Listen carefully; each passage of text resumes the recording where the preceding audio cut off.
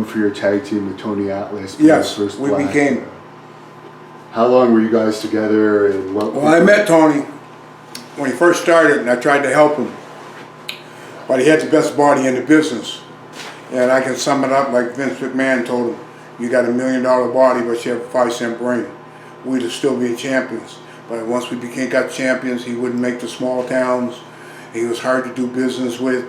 And Vince came and said, so I go into Washington, D.C. Matter of fact, Sugar Ray Leonard was there. He was in the back waiting to see me because he knew I had sparred with Ollie and Foreman. And then I became friends with him, and I still am. And I seen Bobo Brazil sitting there. Then I knew something was going on. And they fired him right on the spot right there. Wow. Yeah, and they took the belts from us. And we still couldn't be champions because we broke it. We were the first Black World's Tag Team Champion. And they were going with it. And we were selling out. And they were buying it. We were doing 22,000 people at the Gardens, 20,000 in Baltimore, you know. And Tony was the bronze. You know, he was picking guys up 300 pounds over his head, but he couldn't work. And he'd do the strong stuff, and then he'd sell and he'd tag me. And I was the guy that was the workhorse. I had to come in with the drop kicks, the shuffle, that. But what he didn't understand, that I was a Samoan chief, and I still am. And we work with the Wild Samoans because we beat them.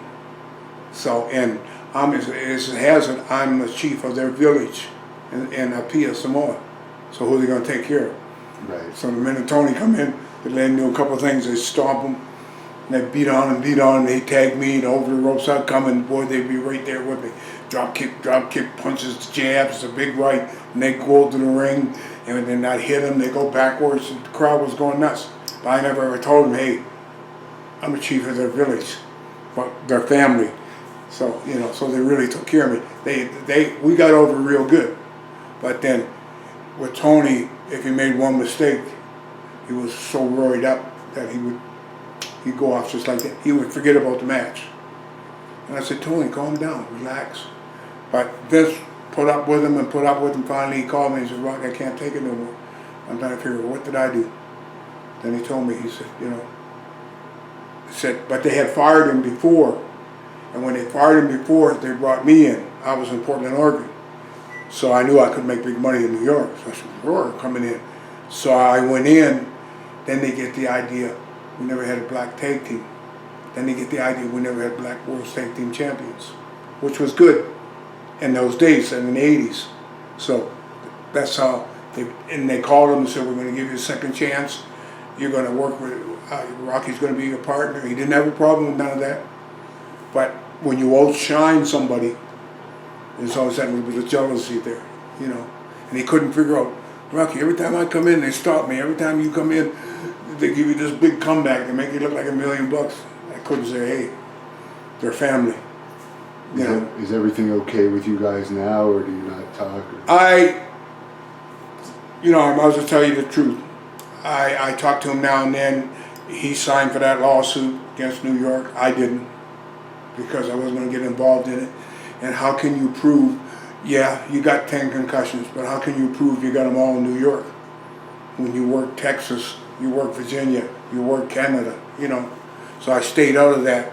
So he run into some financial difficulty, 3 or 4 months ago? Longer than that, probably a year ago. So he called us, we helped him out. We did 2 shows, like we did the night, 2 big shows. And he took, instead of saying, can I give you a couple hundred now, and I'll send you a couple hundred a month, he took off on me both times. And that, it wasn't the money part, it's the way he treated me that I lost a lot of respect for him. Because if I owed you money and I said, look, I don't have it now, but can I at least give you 50?